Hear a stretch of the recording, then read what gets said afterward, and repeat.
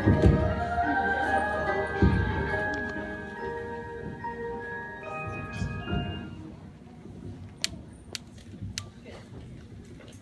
morning and Merry Christmas.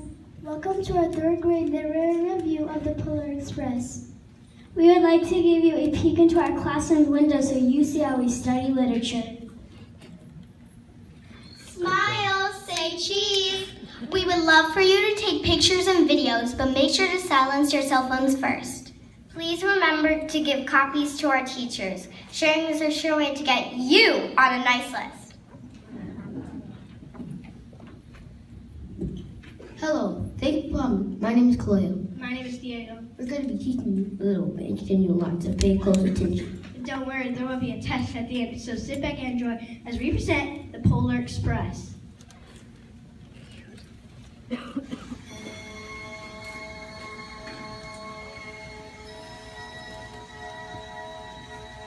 On Christmas Eve, many years ago, I lay quietly in my bed. I did not rustle the sheets. I breathed slowly and silently. I was listening for a sound a friend had told me I'd never hear. The ringing bells of Santa's sleigh. There is no Santa, my friend had insisted, but I knew he was wrong. Late that night, I did hear sounds, though not of ringing bells. From outside came the sounds of hissing steam and squeaking metal. I looked through my window and saw a train standing perfectly still in front of my house.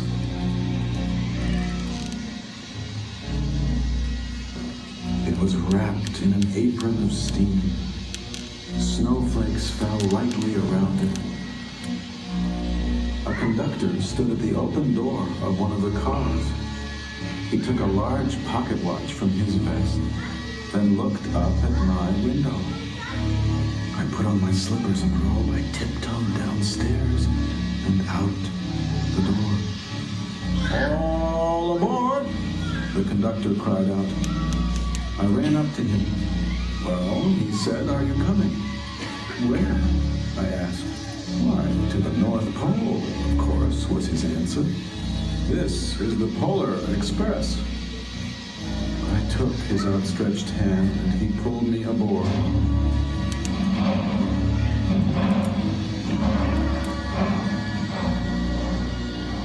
The train was filled with other children, all in their pajamas and nightgowns. We sang Christmas carols and ate candies with nougat centers as white as snow. We drank hot cocoa as thick and rich as melted chocolate bars. Outside, the lights of towns and villages flickered in the distance as the Polar Express raced northward.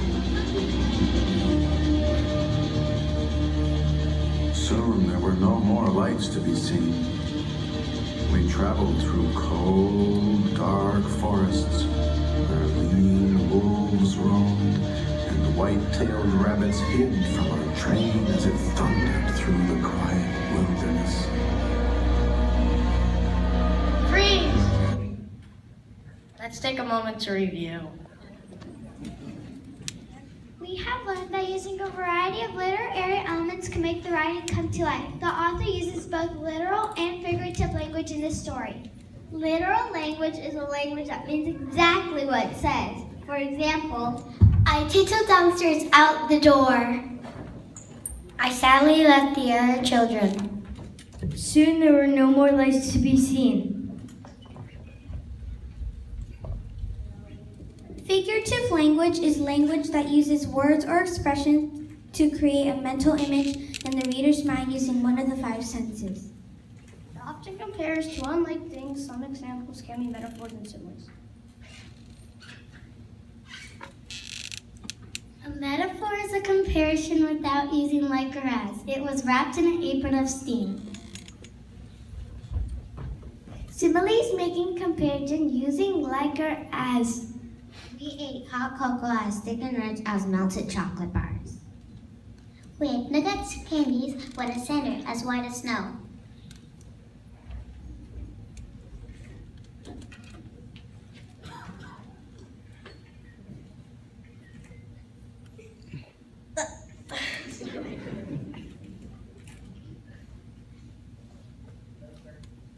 Those are great examples of literary elements. Back to the play.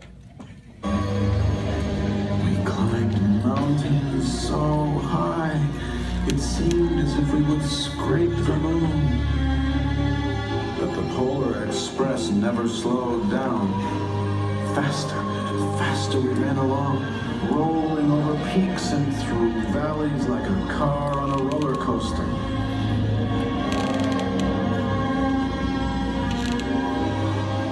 The mountains turned into hills, the hills to snow-covered plains. We crossed a barren desert of ice, the great polar ice cap. Lights appeared in the distance. They looked like the lights of a strange ocean liner sailing on a frozen sea. There, said the conductor, is the North Pole.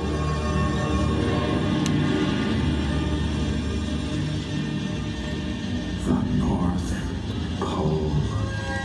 It was a huge city, standing alone at the top of the world, filled with factories where every Christmas toy was made.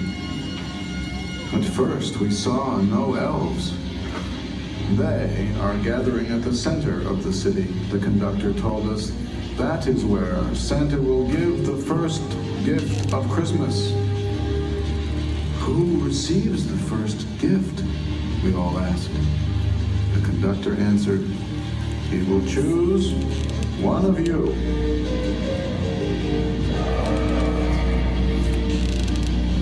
Look, shouted one of the children, the elves! Outside we saw hundreds of elves.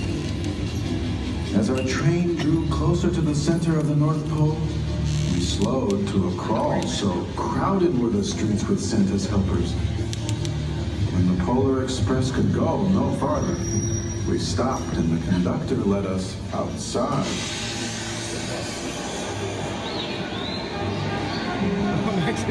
We pressed through the crowd to the edge of a large, open circle. In front of us stood Santa's sleigh. The reindeer were excited. They pranced and paced, ringing the silver sleigh bells that hung from their harnesses. It was a magical sound like nothing I'd ever heard. Across the circle, the elves moved apart, and Santa Claus appeared. The elves cheered wildly. He marched over to us and, pointing to me, said, let's have this fellow here. He jumped into his sleigh. The conductor handed me up. I sat on Santa's knee, and he asked, now what would you like for Christmas? I knew that I could have any gift I could imagine. But the thing I wanted most for Christmas was not inside Santa's giant bag. What I wanted more than anything was one silver bell from Santa's sleigh. When I asked, Santa smiled. Then he gave me a hug and told an elf to cut a bell from a reindeer's harness. The elf tossed it up to Santa. He stood holding the bell high above him and called out, the first gift of Christmas!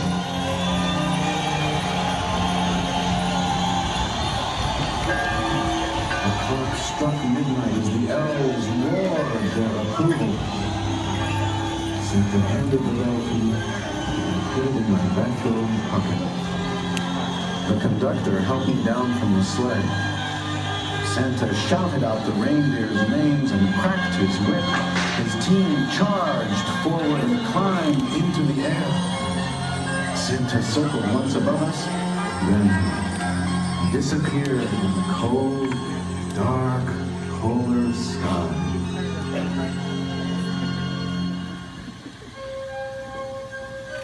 As soon as we were back inside the Polar Express, the other children asked to see the bell. I reached into my pocket, but the only thing I felt was a hole. I had lost the silver bell from Santa Claus's sleigh. "Let's hurry outside and look for it," one of the children said, but the train gave a sudden lurch and started moving. We were on our way home.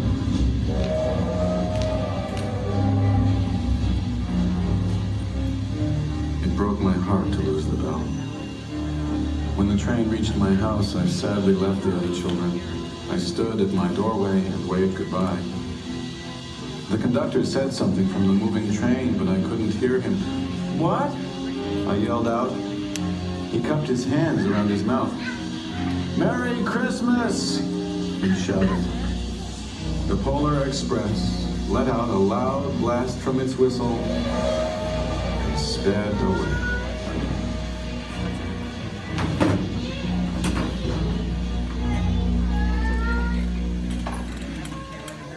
On Christmas morning, my little sister Sarah and I opened our presents. When it looked as if everything had been unwrapped, Sarah found one last small box behind the tree. It had my name on it. Inside was the silver bell. There was a note. "Found this on the seat of my sleigh. Fix that hole in your pocket. Signed, Mr. C." I shook the bell. It made the most beautiful sound my sister and I had ever heard. But my mother said, "Oh, that's too bad." "Yes," said my father, "it's broken." When I'd shaken the bell, my parents had not heard a sound. At one time, most of my friends could hear the bell, but as years passed, it fell silent for all of them. Even Sarah found one Christmas that she could no longer hear its sweet sound. Though I have grown old, the bell still rings for me, as it does for all who truly believe.